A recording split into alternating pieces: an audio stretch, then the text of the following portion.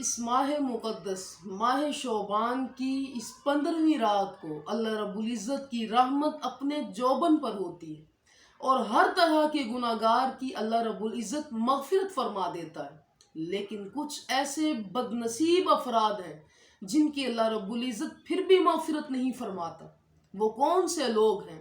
سب سے پہلے شرک کرنے والے جو اللہ کی ذات کے ساتھ شرک کرتے ہیں، اور دوسرے نمبر پر قطع تعلقی کرنے والے جو کبھی اس سے لڑائی کبھی اس سے لڑائی، حالانکہ حکم تو یہ تھا کہ جو تجھے محروم رکھے تو اس کو جھولیاں بھر کے عطا کر، جو تجھ سے قطع تعلقی کرے تو اس سے صلہ رحمی کا مظاہرہ کر۔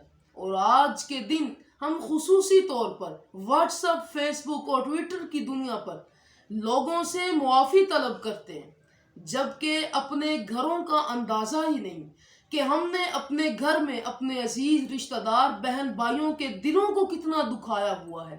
آج ہمیں ان سے معافی مانگنے کی ضرورت ہے۔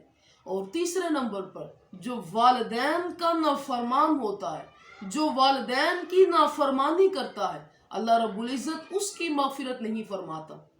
لیکن ایک ایسا دروازہ ہے جو اللہ رب العزت انسان کی موت تک بند نہیں کرتا، وہ ہے توبہ کا دروازہ۔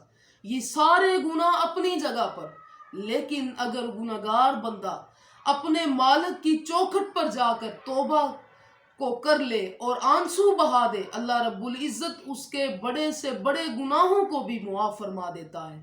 آج ہمیں توبہ کی ضرورت ہے، آج ہمیں آنسو بہانے کی ضرورت ہے۔